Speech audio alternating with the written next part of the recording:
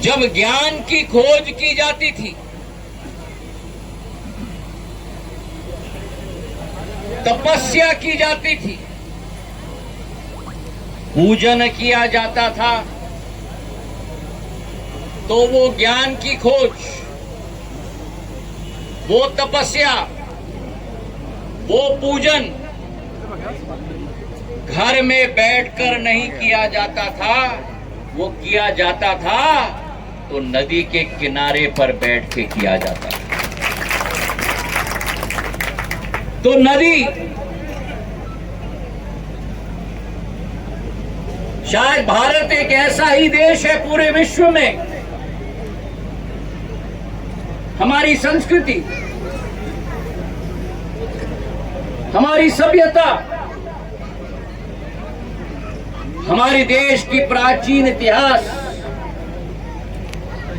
जहां नदी को मां का दर्जा दिया जाता है, क्योंकि नदी जन्मदाता होती है। जल जमीनदाता होता है। और इतना कि गीता में भी जब भगवान कृष्ण ने प्रवचन दिया था, तो भगवान कृष्ण ने भी नदी का संदर्भ जब दिया, ये जरा बंद कर दो कूलर भैया, मैं चंबल का हूं भाई, जितना उमस है पसीना आता है उतना ज्यादा मजा आता है।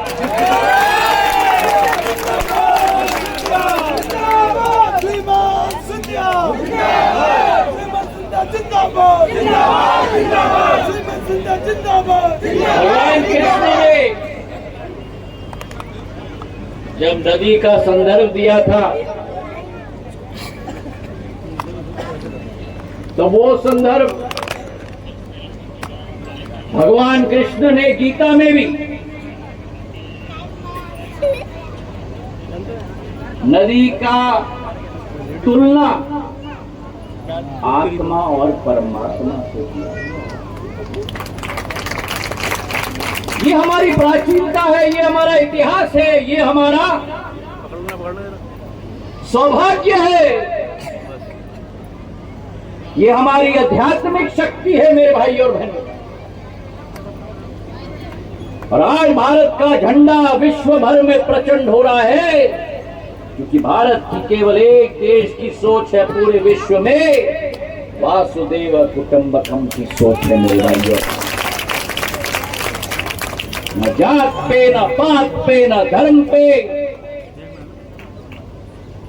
भारत ने सदैव मानव जाति की विचारधारा रखी। भारत ने सदैव मानव जाति की कल्याण का कार्य किया है, और मानव जाति के कल्याण के साथ साथ भारत ने पर्यावरण और माता नदी और समुद्रों का सदैव सम्मान किया है मेरे भाइयों। आज नदियों का हम संदर्भ देते हैं, नर्मदे हर, मां गंगे, पार्वती मैया। और अगर हम अपने इतिहास में संदर्भ नदियों को, समुद्रों को मां का संदर्भ देते हैं, तो ग्वालियर में भी मुरार की नदी और स्वर्ण रेखा की नदी को हमें मां का संदर्भ देना होगा मेरे भाइयों। आधुनिक जमाना है, आबादी बढ़ रही है,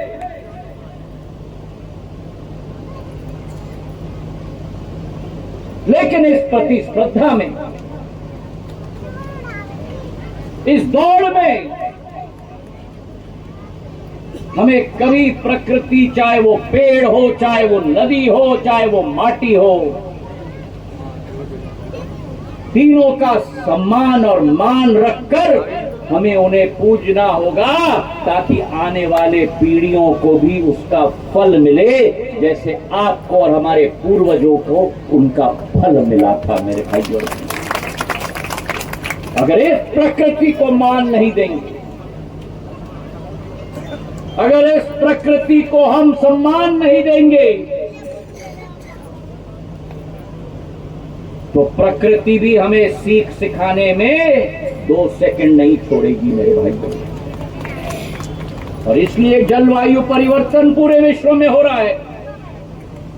कई बाढ़ आ रही है, कहीं सूखा आ रहा है।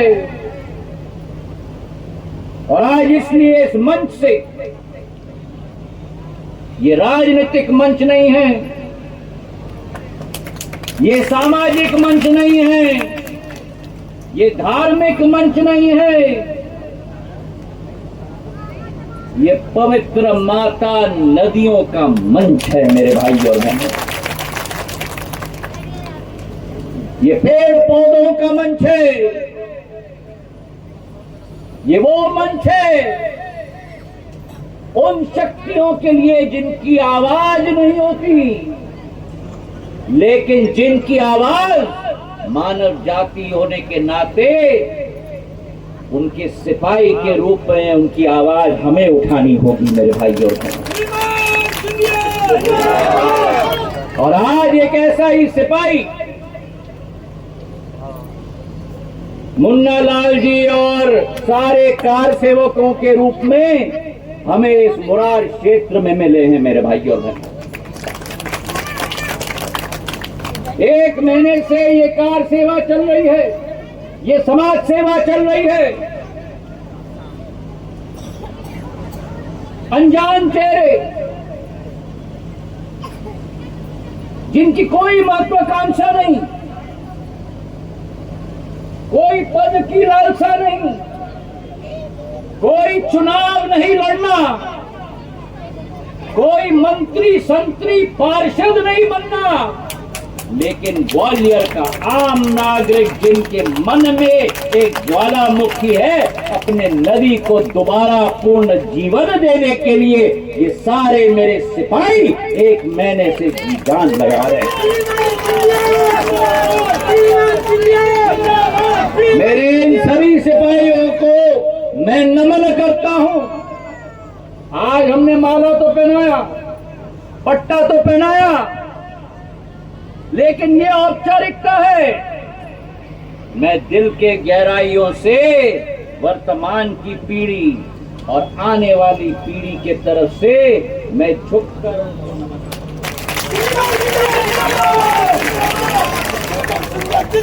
और मैं तो ये कहूंगा, निवेदन करूंगा प्रशासन से कि जिन जिन लोगों ने ये सेवा की है, जिन जिन लोगों ने कुछ मांगे बगैर केवल ग्वालियर की भविष्य की जनता के लिए नहीं, लेकिन प्रकृति मां के लिए कार्य किया है, उनके नाम पर एक बोर्ड भी यहां लग जाना चाहिए, ताकि दूसरे लोग भी प्रेरित हो। अभी मुन्ना लाल जी और नारायण सिंह जी ने अभी बहुत कुछ हमें सिखाया। मुरार नदी होती थी जब माजी महाराज ने ग्वालियर को बसाया था, स्वर्ण रेखा नदी होती थी।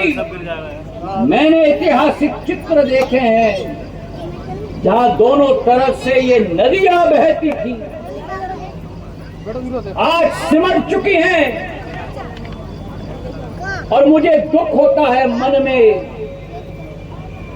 जब ये सूचना और ये ज्ञान प्राप्ति होती है कि जो मुरार नदी को आज नाला कहा जाता है, स्वर्ण रेखा नदी को स्वर्ण रेखा नाला कहा जाता है, जिसके बारे में संदर्भ मैंने दिया। जितने बार एलिवेटेड रोड की बात मैंने की, मैंने भी स्वर्ण रेखा नाले के ऊपर एलिवेटेड रोड की बात की, जबकि वो एक नदी थी, एक नाला नहीं था मेरे भाइयों और बहनों।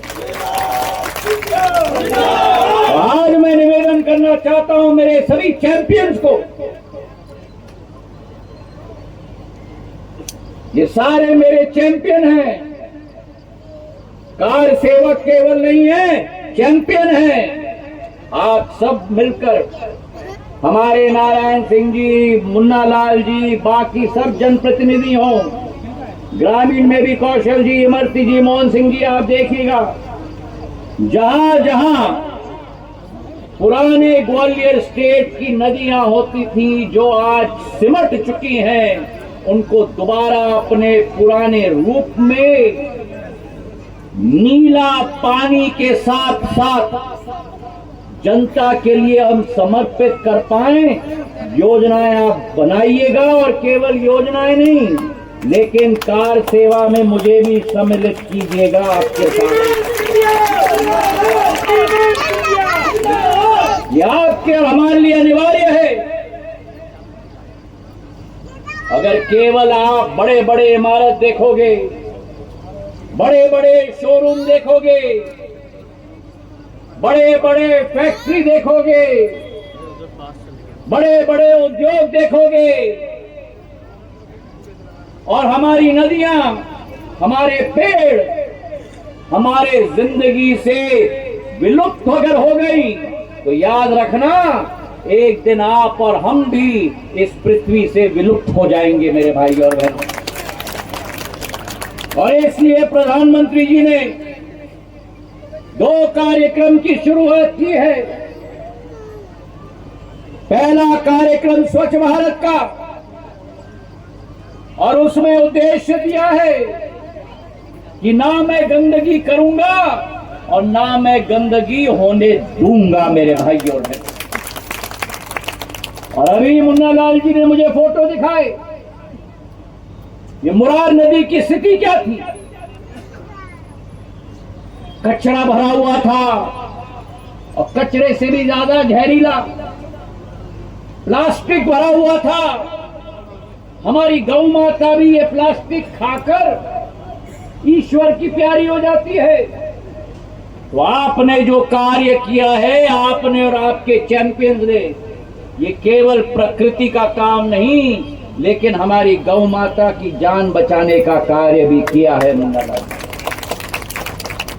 स्वच्छ भारत की योजना, और स्वच्छ भारत की योजना के साथ साथ एक पेड़ मां के नाम।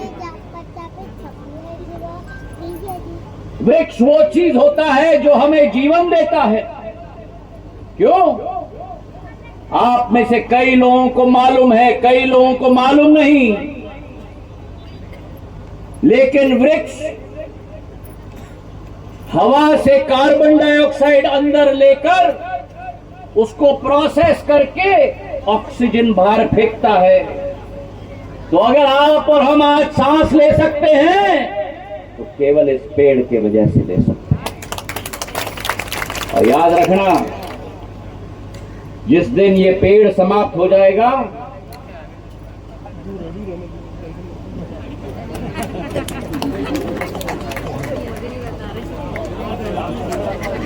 संसार समाप्त हो जाएगा।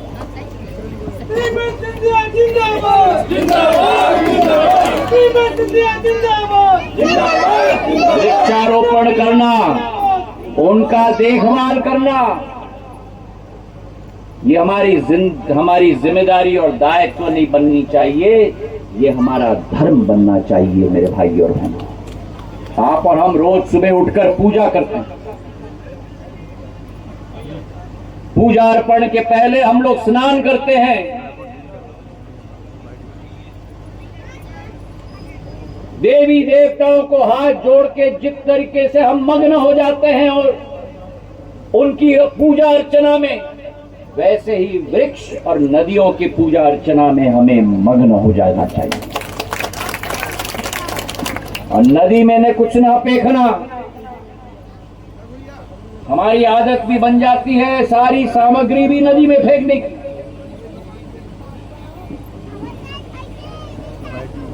रिसाइकलिंग का जमाना है, सामग्री भी रिसाइकल करना, नदी में मत फेंकना। क्योंकि अगर नदी में फेंक रहे हो तो आने वाले पीढ़ी का गर्दन को, आने वाले पीढ़ी के गर्दन को गला घोट रहे हो। ये नदी का गला नहीं घोट रहे हो, आने वाले पीढ़ी के गर्दन को घोट रहे हो। और इसलिए आज मेरा निवेदन है, ग्वालियर को हमें नंबर 1 वर्ल्ड क्लास शहर बनाना है। और ग्वालियर नंबर 1 वर्ल्ड क्लास शहर बनेगा कैसे? केवल सड़कों के आधार पर नहीं, केवल औद्योगिकरण के आधार पर नहीं, केवल सूचना प्रौद्योगिकी के आधार पर नहीं, लेकिन ग्वालियर नंबर 1 वर्ल्ड क्लास शहर बनेगा नदियों के आधार पर और हमारे वृक्षों के आधार पर। हरा भरा शहर हमारा बनना चाहिए।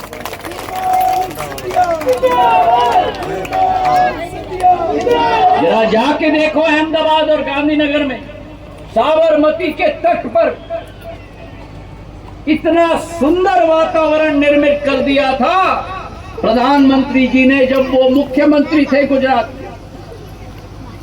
विश्व के लोगों के लिए देखने लायक है। वैसा ही वातावरण प्रद्युम्न सिंह जी, मुन्ना हमारे कुशवाहा, नारायण सिंह कुशवाहा जी, मुन्ना लाल जी, बहन जी, रामबरन सिंह जी, कौशल जी, ग्वालियर शहर के दोनों नदियों का स्थिति हमें बनाना होगा। ये प्रण और संकल्प हम इस मंच से लें। मेरा आपसे निवेदन, तैयार हो? तैयार हो? संकल्प लोगे तो जहां मैं एयरपोर्ट बना रहा हूं, जहां मैं रेलवे स्टेशन बना रहा हूं, जहां प्रधानमंत्री ने 4,613 करोड़ का ग्वालियर आगरा एक्सप्रेसवे दिया है, गडकरी जी ने दिया है, जहां 1800 करोड़ का एलिवेटेड रोड स्वर्ण रेखा नदी पर, सॉरी नाले पर नहीं, नदी पर बनने जा रहा है, जहां चंबल से पानी हम ला रहे हैं 1300 करोड़ की, वहीं मुरार नदी नाला नहीं लेकिन नदी को, और स्वर्ण रेखा नाला नहीं स्वर्ण रेखा नदी को दोबारा ग्वालियर में स्थापित करने का संकल्प हम लोग सब लें। मेरे साथ हाथ उठाओ, मुट्ठी बांधो और बोलो मेरे साथ, हम सब। अरे पीछे से आवाज आना चाहिए, हम सब संकल्प, अरे जोर से संकल्प लेते हैं। पर्यावरण, मां नदी की रक्षा हम अपना कर्तव्य जिंदगी भर निभाएंगे। मुरार नदी, स्वर्ण रेखा नदी को वापस अपने वैश्विक स्थिति पर परंपरागत दोबारा स्थापित करेंगे और हम सब एक एक, चाहे युवा हो, महिला हो, नौजवान हो, बुजुर्ग हो, नदी और पर्यावरण के सिपाही और चैंपियन बनेंगे। बहुत बहुत धन्यवाद। जय हिंद, जय भारत।